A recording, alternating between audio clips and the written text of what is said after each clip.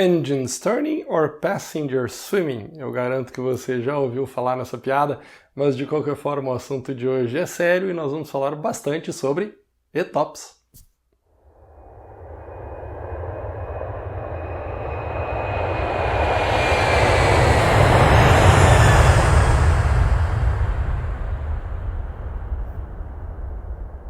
Olá pessoal, tudo bem com vocês? Bem-vindos de volta a mais um vídeo do canal Eco Performance. O que nós vamos falar no vídeo de hoje é ETOPS e mais uma vez esse vídeo vai ser dividido em duas partes. Uma primeira parte aberta a todo o público, essa que você está vendo agora, e uma segunda parte lá no final do vídeo falando exclusivamente para membros. Se você se interessou e tem vontade de se tornar membro aqui do canal, basta clicar nesse botãozinho Seja Membro. Por apenas R$ 7,99 por mês você ajuda demais o canal a crescer e tem direito a esse conteúdo exclusivo. Se por um acaso o Seja Membro não aparece no seu navegador ou no seu aplicativo, tem um link aqui na descrição do vídeo para se tornar membro do canal. Indo direto ao assunto então, ETOPS. Da onde vem essa história? Vamos falar um pouquinho de história para entender melhor. Lá no começo dos anos 20, quando a aviação comercial nasceu, vocês veem que existiam aviões com muitos e muitos motores tentando passar uma sensação de confiança, talvez, ao passageiro. A verdade é que os motores eram muito pouco confiáveis e mesmo que funcionassem durante o voo, eles não supriam a deficiência de diversos outros sistemas que o avião tinha. Então não, a aviação ela não era nem um pouco regular, por mais que se dissesse desse jeito. Já com o advento da Segunda Guerra Mundial, houve um avanço na tecnologia de motores muito grande. E no final dos anos 40, nós tínhamos motores já bem mais confiáveis aqui. O Dakota C-47, que era a versão militar do DC-3, que o diga. Esse avião fez explodir a aviação comercial no mundo inteiro após a Segunda Guerra Mundial. E esses motores, apesar de bem mais confiáveis que os anteriores, eles também não eram nem um pouco confiáveis se comparados aos motores a jato de hoje. De qualquer forma, a aviação ela foi se desenvolvendo, a tecnologia foi aumentando, mais motores foram surgindo, mais potentes eles eram, só que também mais problemas eles traziam. Se a gente for olhar a estatística, na estatística mostra que quanto maior a potência dos motores, maior também era o índice de falhas deles. Então, no final dos anos 50, a gente pode dizer que o motor a pistão chegou no seu limite. Não tinha como tirar mais potência desse motor sem aumentar drasticamente o índice de falha deles e, com isso, diminuir a confiança do público nesse tipo de avião. O Super Constellation, por exemplo, carinhosamente conhecido por Connie, esse é um dos aviões mais icônicos que já foi construído pela Lockheed, ele era conhecido como um dos melhores trimotores do mundo. E não falei errado. Ele tem realmente 4 motores, contudo, ele tem 4 motores e era quase certo que um deles ia falhar na sua rota. Então, era muito comum a gente ver esses aviões pousando com apenas 3 motores funcionando. Por isso, o apelido de o melhor trimotor do mundo. Por essa questão do índice de falha muito grande dos motores a pistão naquela época, em 1953 foi estabelecida uma regra para bimotores, a regra conhecida como Extended Twin Operations, ou simplesmente ETOPS. Essa regra dizia o quê? Dizia que nenhuma aeronave bimotora poderia voar mais distante do que 60 minutos de um aeroporto de apoio e esses 60 minutos deveriam ser contabilizados considerando um voo de cruzeiro em uma condição monomotora. Resumindo, pega-se, por exemplo, o DC-3, imagina-se ele voando numa condição monomotora, vê qual é a velocidade que ele consegue desenvolver e, baseado nessa velocidade, desenha um arco de 60 minutos ao redor de aeroportos que servissem de apoio para essa aeronave. E ele teria que voar o voo inteiro dentro desses arcos para estar sempre a 60 minutos de um aeroporto, caso um dos motores falhasse. Essa regra se aplicava exclusivamente a bimotores naquela época. E aqui vai uma pequena observação. A sigla ETOPS não existe mais. Em um determinado momento ela se tornou ETOPS e EROPS, existiam duas coisas separadas, EROPS sendo Extended Range Operations, e hoje nenhuma das duas siglas existe mais. Hoje a gente trata isso por EDTO, ou Extended Diversion Time Operations. Contudo, eu vou falar ETOPS pelo resto do vídeo, até porque, apesar da sigla no papel ela não existe mais, todo mundo trata desse jeito. Inclusive é pintado nos aviões não a sigla DTO, mas a sigla ETOPS. Bom, seguindo adiante. Por que, afinal, que esse tal de ETOPS era um problema ou por que isso era muito importante? Era muito importante para garantir a segurança da operação quando nós tínhamos aeronaves que não tinham um índice de confiabilidade muito grande para fazer todo o seu voo com os dois motores operando. Mas isso se tornou um problema quando a aviação começou a expandir de forma mundial. Se eu pegar um avião XYZ qualquer e desenhar arcos ao redor de determinados aeroportos aqui no planeta Terra, arcos de 60 minutos, vocês vão ver que para permanecer 60 minutos distante de algum aeroporto de apoio o tempo todo, com o número de aeroportos que eu tenho aqui, eu não conseguiria atravessar o oceano saindo do Brasil para a África, por exemplo. E aqui vai uma outra questão importante de ser destacada. ETOPS não tem nada a ver com voo sobre oceanos. Ainda que a piada diga Engines turn your passengers swimming, isso não tem nada a ver com voo sobre oceano. ETOPS tem a ver com voos distantes de algum aeroporto de apoio. Ponto. E isso significa que em determinadas regiões do planeta, voo sobre o continente também se torna um desafio. Por exemplo, voar sobre a Antártica. Não há praticamente nenhum aeroporto de apoio na região antártica e eu não consigo ir para lá mesmo voando sobre o continente, porque não tenho nenhum aeroporto de apoio. Em determinadas épocas, nós não tínhamos aeroportos de apoio, mesmo no Brasil, ou então na África, ou então no meio da Austrália. Então eu reforço, ETOPS tem a ver com estar distante de um aeroporto de apoio, não importa se você estiver voando sobre o continente ou sobre os oceanos. Pois nos anos 80 aconteceu o que eu vou chamar de a revolução ETOPS. Com a introdução do Boeing 767 e a prova de que os motores eram cada vez mais confiáveis, essa nova geração de motores a jato, a regra foi flexibilizada.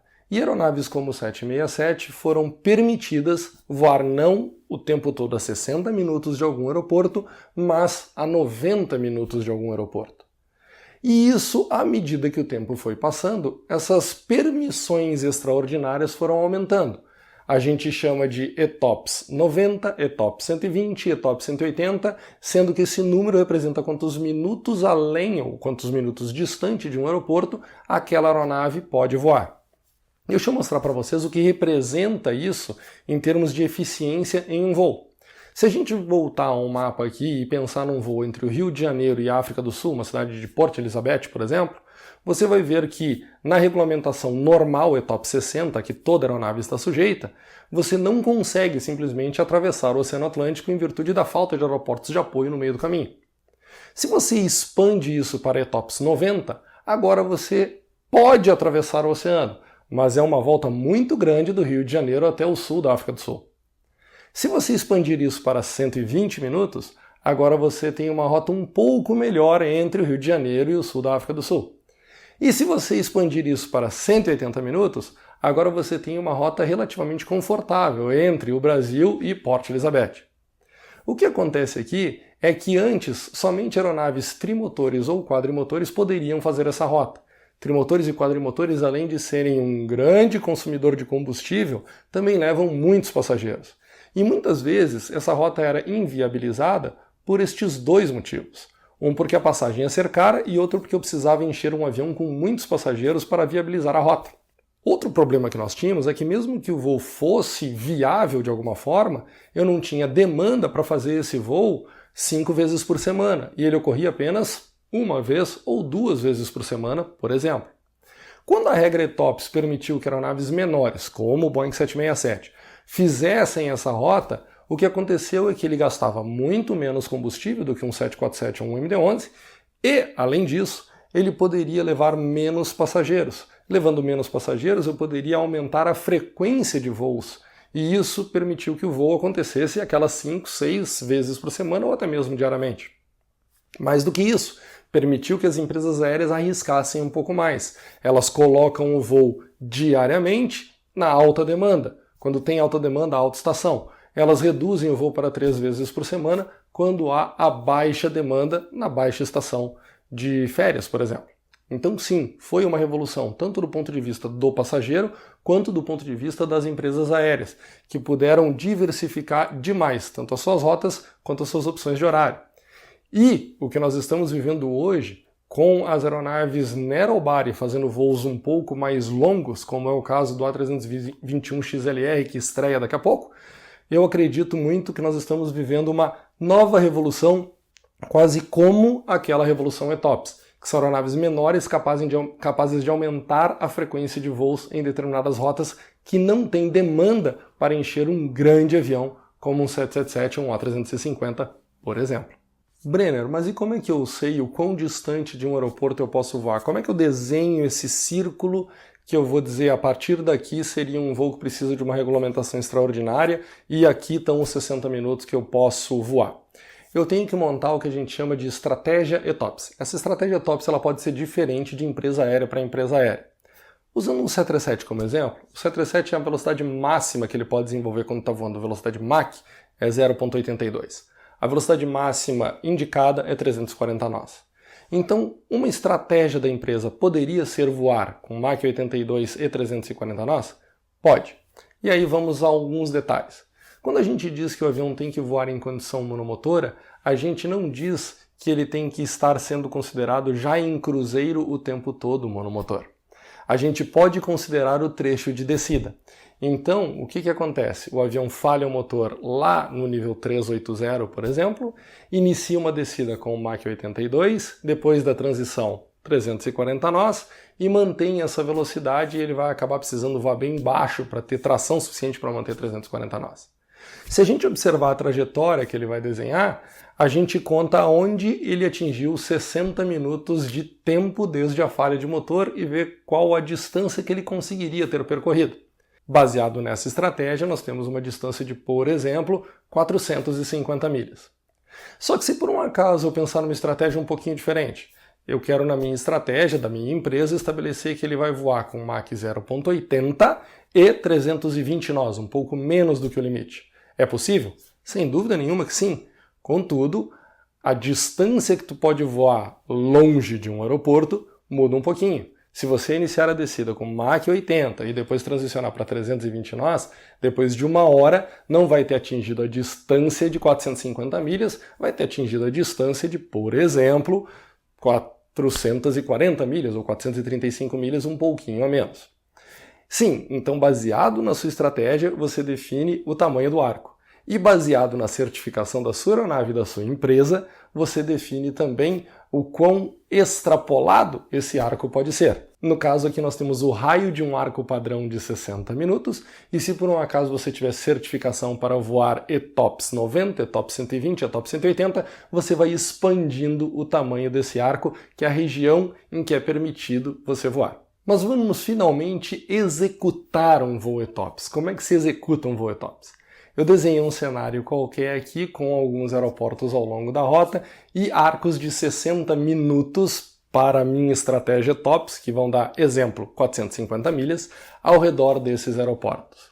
Estes círculos desenhados de 60 minutos, eles representam o que nós vamos chamar de ETOPS Threshold, ou então a cabeceira ETOPS. A partir do momento que a gente se afasta mais do que essa distância dos nossos aeroportos de apoio, nós agora estamos numa região de voo ETOPS.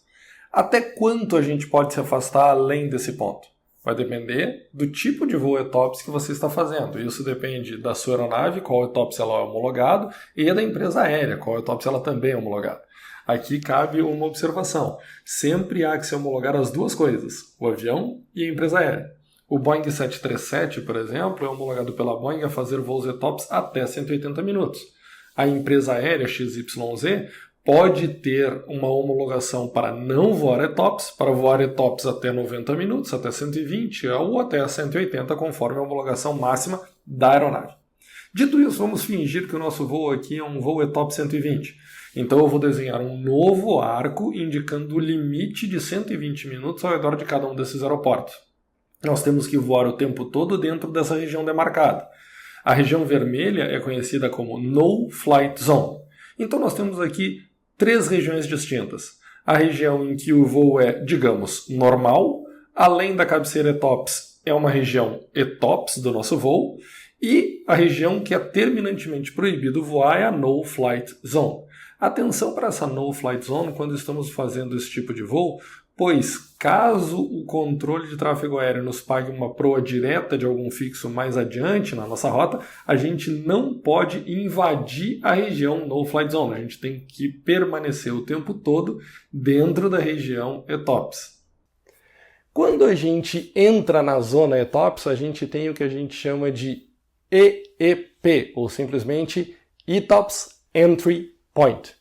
Quando a gente sai da região ETOPS, ou seja, quando fica próximo novamente de algum aeroporto de 60 minutos, nós temos o EXP, ETOPS Exit Point.